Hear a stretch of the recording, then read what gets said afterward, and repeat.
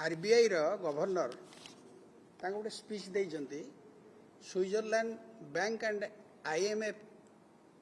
International monetary fund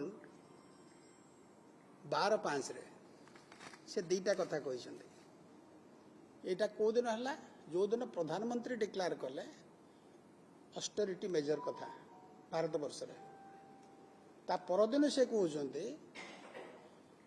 जे वर्तमान स्थिति अनायतर अवस्थार अच्छी ताकू भारत सरकार फेस करि परिबो नाही। प्रधानमंत्री जो कथा कहते से नटसेल गोटे या बंद कर दियो से इंपोर्ट करनी से जिनस गुड़ा सब एक्सप्लेन कर सारी सुतरां सी गवर्नर रिजर्व बैंक सेठी जो सेमिनार हो भारतर कथा नुह ये हूँ वर्ल्ड कथा बर्तमान चलती वर्तमान जो मिडिल ईस्ट जो युद्ध चली अमेरिकार जो भाव में हस्तक्षेप चली विषय बर्तमान सेठी आलोचना चली आलोचना रहा आ 2 दिन पर्यंत आपण मैंने देखिथे बिजनेस स्टैंडर्ड रे इकोनॉमिक टाइम्स रे आज गला काली डिटेल हो सारी। सो प्रश्न हूँ तमे प्रधानमंत्री हिसाब रे तम पाखे बोधे आ अस्त्र नाही किछि करिवार यार कारण हूँ इंटरनेशनल पॉलिसी रे जेते बेले कांग्रेस सरकार नेहरू प्रधानमंत्री थिले से भारतर गोटे पोजिशन को इंटरनेशनल लेवल रे आंतर्जातिक स्तर रे गोटे पोजिशन को आनी जाइथिले जोटा डेमोक्रेटिक सोशलिज्म धारा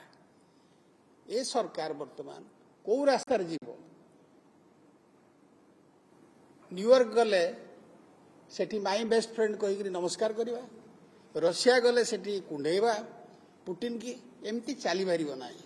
गोटे देश चलिबार प्रथम आधार हूँ फाउंडेशन हूँ कौ रास्तार तुम जीव कैपिटालिक स्ट्रक्चर रे कैपिटालिस्टिक स्ट्रक्चर रे तुम जीव ना सोशलिस्टिक स्ट्रक्चर रे जीव सेटा ठीक है पारुना प्रधानमंत्री करि पारुना because of lack of education lack of wisdom lack of knowledge एवं जो माने तांको मध्य परामर्श दौरान से बुझी पारुना नहले 12 तारिख से 11 तारिख कही न था ये भाव में ऑस्टेरिटी मेजर कथा। सो इश्यू वर्तमान हूँ जोटा ओडिशा रे सारा भारत वर्ष रे वर्तमान सबुठ डेंजरस कथा हूँ जो पेट्रोलियम रो एजेंट माने अछंती क्रूड ऑयल जो भाव में बढ़ुची जोटा कि सेमान रिजर्व बैंक कहूची जे 45% जंप करी बैरल पिछा 107 US डॉलर हम से कहते this is the statement of reserve bank of India in that seminar. So से दृष्टि कौन इश्यू हम वर्तमान सबुठ स्टैम्बलिंग ब्लॉक हूँ लक्ष लक्ष जो डीलर मैंने अच्छा बिजनेस करें तमें जरिया गला थर इलेक्शन फोटो बांटीच पैसा बांटीच फोटो भी लगेच मंत्री फोटो लगी प्रधानमंत्री फोटो लगी कौन असुविधा है कौन असुविधा है जे से मैंने बर्तमान तुम टर्म्स आसुना एक आमे कहूनु कांग्रेस पार्टी कहूनी रिजर्व बैंक गवर्नर 12 तारिख में कहते आपण मैंने दया कर निश्चित भाव में आपण मैंने सब गुणी ज्ञानी लोक सब जानी कथाटा कौन से दृष्टि बर्तमान समय आसी प्रधानमंत्री देशवासी को क्षमा मागंतु जेहेतु कौन सी पॉलिसी पाखे नहीं